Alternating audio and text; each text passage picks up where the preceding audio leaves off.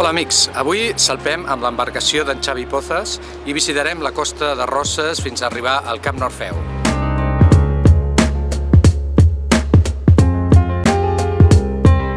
Seguirem amb una entrevista amb en Vicenç Pagès Jordà, Premi Sant Jordi 2013, que ens parlarà de la seva darrera novel·la, Dies de frontera.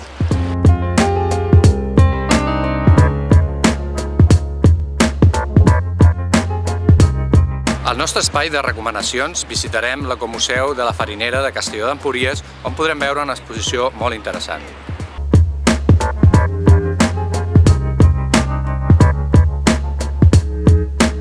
I acabarem el nostre programa amb unes imatges de la segona edició del Tapabardera, la ruta gastronòmica que té lloc a Palau-saverdera.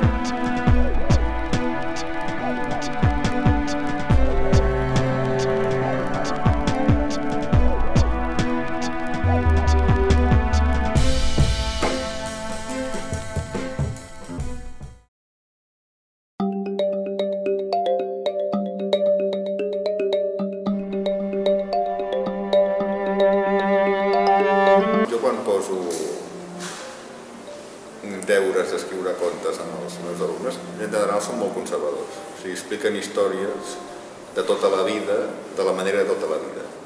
Per explicar-les d'una manera una mica diferent, jo em sembla que has de fer una sèrie de deures, has de llegir, i has de viure i has de fer proves, i després, si tot va bé, surt una cosa una mica de la nostra època. Però d'entrada no surt de la nostra època, d'entrada tots fem coses d'abans, perquè és el que tenim, no? I em sembla que si algú fa una pel·lícula o una obra de teatre, el primer instint és fer el que s'ha fet sempre. Jo pretenia escriure una novel·la d'ara, però esclar, per fer això he hagut d'esperar un temps fins que he trobat una mica aquest punt. I si la novel·la passa avui dia, doncs evidentment els personatges tenen telèfon mòbil i segurament tenen les aplicacions més normals i corrents, i segurament fan fotos amb el mòbil, o sigui, això és normal. Si vols presentar uns personatges que viuen com fa 30 anys, l'has de situar fa 30 anys. Per tant, jo trobo que el fet que surtin programes de televisió o programes de telefonia mòbil o xarxes socials, clar, és com el paisatge, igual que surt un cotxe d'ara i no surt un cotxe d'abans, o els trens han evolucionat. Abans, quan et presentaven algú, era un misteri. i et donava una targeta i més o menys te la creies, no? Ara, quan et presenten algú, ja saps on has d'anar. I si és el cap de recursos humans, també. O sigui, és l'eina principal d'identificació de gent, sigui per si vols ser un amic, o si n'estàs enamorat, o si el vols llogar per treballar, vas allà. I llavors, allà és una espècie de ball de màscares. Cadascú es posa la màscara que vol. Hi ha gent que és molt desgraciada i es posa la màscara de feliç, i hi ha gent que està molt bé i es posa la màscara de conflictiu i de raret, no?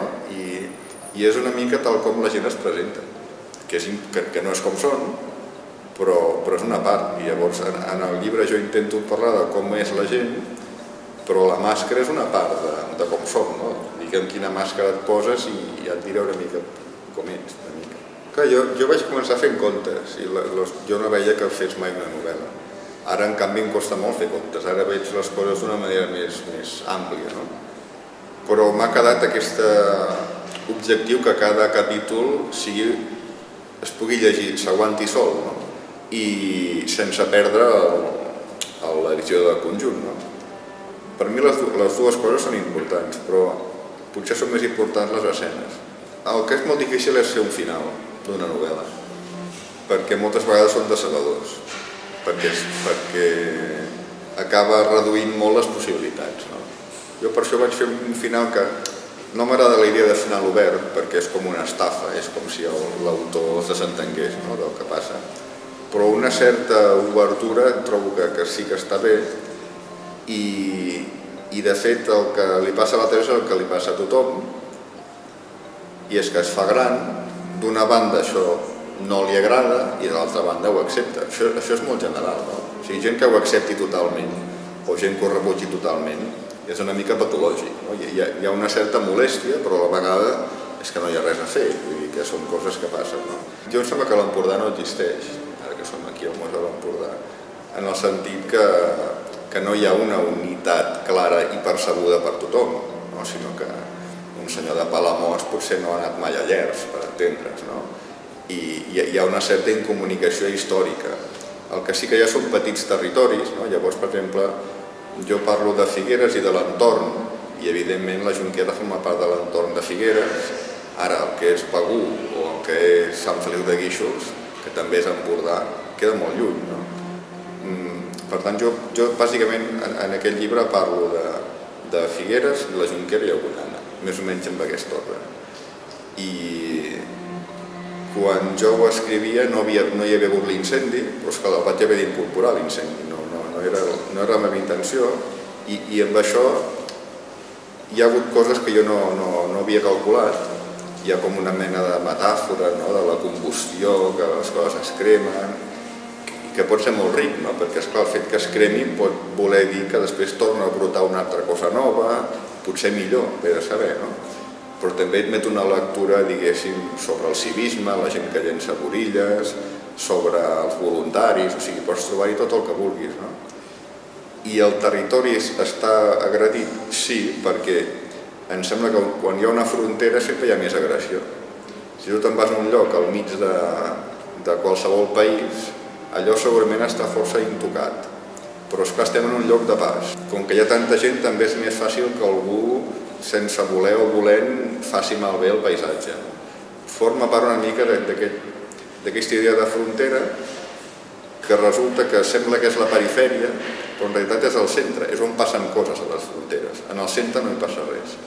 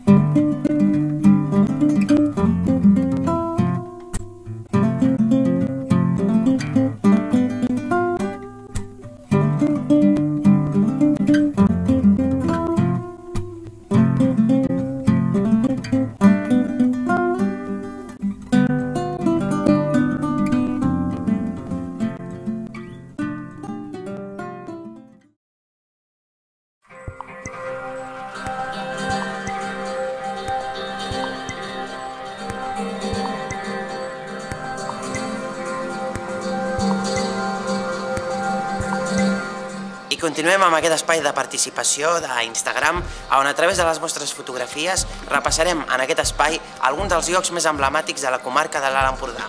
Recordeu que és molt senzill fer-ho, només heu d'utilitzar el hashtag @AticEmpordà.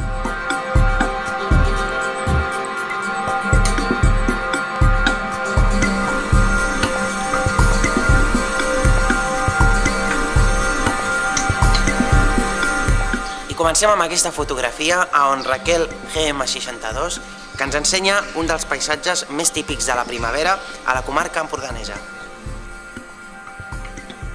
I la següent usuària, Lia Mestre, ens mostra un camí i on ens explica en un dels comentaris que són camins que s'han de fer sols. I des de Port Lligat, Josep Gram ens mostra un altre paisatge, però més tradicional, on podem veure-hi unes barques de pesca. I en un ambient més relaxat, en un dels paisatges també empordanesos, Mas Coquells ens mostra aquesta fotografia.